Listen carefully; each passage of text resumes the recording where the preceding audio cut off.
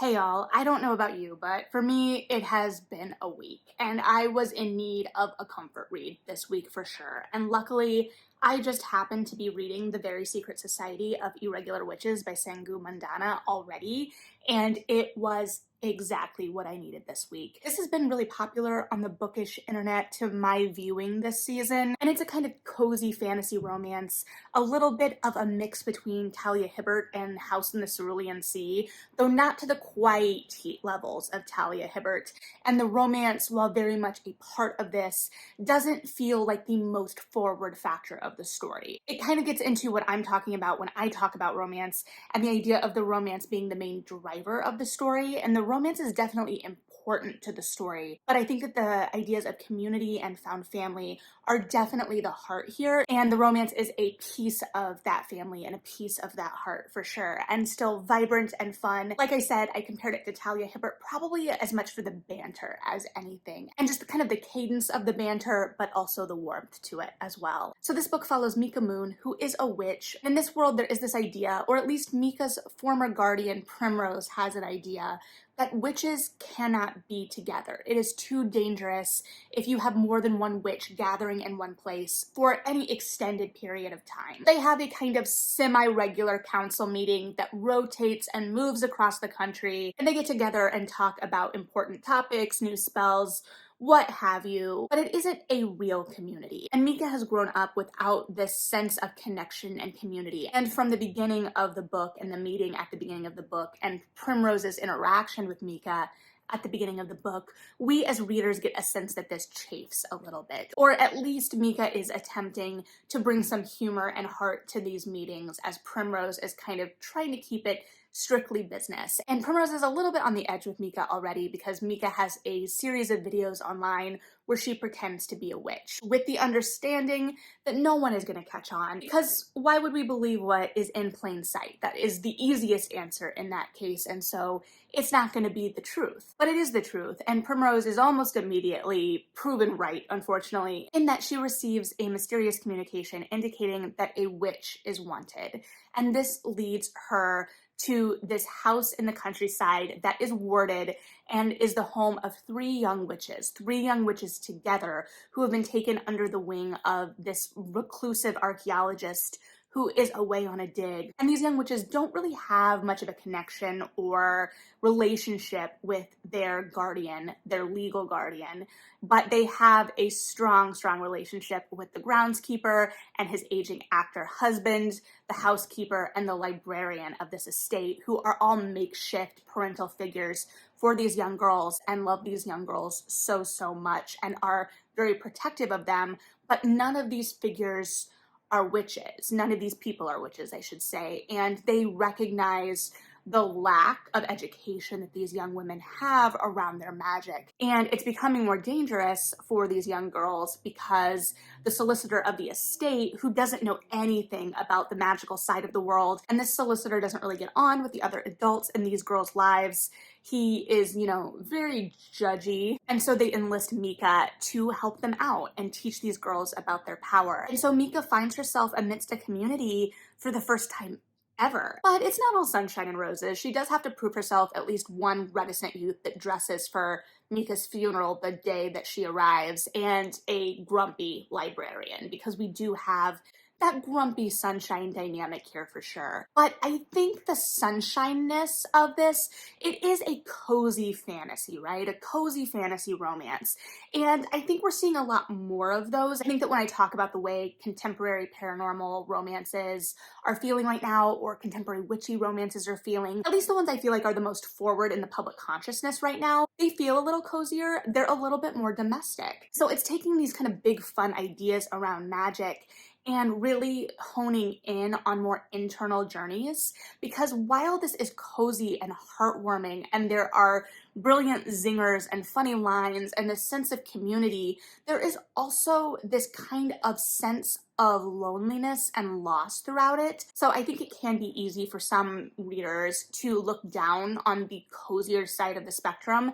And again, not painting with broad brushes here by any means. That is not all readers, for sure. But I think that we forget sometimes the depth that these books have. The coziness just means it's a little bit more internally focused in a lot of ways. The magic is still here, but it operates a lot differently. There are still clear rules of this world, right? We have this limitation that witches can't be together. And that is the given circumstance of the book and feeds into everything. It's the kind of larger conundrum. And so then we are dealing through that with intergenerational trauma and that sense of loneliness, but always through a very personal journey. So we are very focused on Mika, and we see how she has kind of protected herself through the years by never settling in one place long. And so Jamie, the librarian, who is the grumpier of the dynamic, has walls up, and we can see those based on the grumpy, but Mika also has walls up. And in some ways, that sunshininess is a wall. It is a way to hide that deep well of loneliness. And then a lot of the conflict in this book is spurred on by those emotional realities. So we have characters that are very aware of where each other sit. As they get closer, Jamie knows how Miko is raised. And so there are some moments that teeter into that lack of communication, or there's a crisis point that is spurred on by communication, so to speak, but it's rooted in a really real place, and I believe is accurate to how these characters would or would not communicate with each other and why, and thinking that they are protecting the other in some way, which gets into one of the main kind of reoccurring ideas and themes of this book that I really latched onto. Mika continually talks about the difference between being nice and being kind. And I really like the way that that is explored in this book. This idea that nice is more outward, it is a presentation, it is what you feel you're supposed to do, but is somewhat hollow. And kind is more of a state of being and is rooted in a caring for others, and that you can be kind and not nice. And that's kind of what is explored with Jamie. She tells him, you're not nice, but you're kind. This idea that you can be gruff on the exterior, you're not going to mince words, you're not going to protect people's superficial feelings necessarily. You're going to make your displeasure with a plan known, especially when it involves these wards that are your entire world and entire heart, but you are still incredibly caring. And the fact that Jamie cares so much about these young girls is part of his kindness, for sure. And there is something very charming in seeing this man completely melt for these girls. And the girls are a central piece of this as well, obviously. And it's a harder piece than I think is sometimes easy to catch onto as a reader. Children are incredibly hard in narratives because it's so easy to teeter on precocious. And this idea of a child who knows too much, is too smart, is speaking as an adult. And these children, one, I think it helps that you've got multiple girls, so they're kind of balancing off of each other, and you're getting to see them interact as siblings, which is important too, because then we have a sense of what we're protecting. But we have the young girl who's reticent to trust Mika, which also makes sense when you have a circle that's been this tight-knit. Who else are we letting in? And those that are spurred on by curiosity and the mischievousness and the fun and just the different ways they bicker and how they navigate the world. So it feels simple just looking at it, but when you kind of dig deeper, maneuvering that without it feeling kind of trite is really hard. And I think that that can be said for this whole book as well. It feels like it should be easy to craft something that is heartwarming, that feels like a hug, because this is one of those books that feels like a hug. But it's not. And I think at the core of a lot of these books that feel the most comforting, there is this deep well of sadness and loneliness at its heart. And it allows us as readers to kind of pick at that emotion, that scary, darker emotion from a safe place. We're in a world that feels a little brighter. We've got magic, we've got stardust, magical potions, witty banter, and these characters that love each other and are looking out for each other, sometimes in mischievous ways. Like we may have a gentleman matchmaker, but it's this idea that that loneliness and that hurt and that pain makes the rest of it that much more important. And it really gives stakes and importance to the cozier side of things. That idea of finding community and finding family, and also emphasizes how important that is, that it is not a little thing. And so part of the reason I think that this has been so successful with readers, it was successful for me as a reader, is that it balances these emotional truths so well, and it treats them with their proper gravitas. It never belittles those emotions, and rather the characters are really tuned into them and aware of the emotional state of the other characters. And even when they mess up, it is something that they are examining. And this is also evident in kind of like the way the girls are parented in the book. Now listen, I'm not a parent.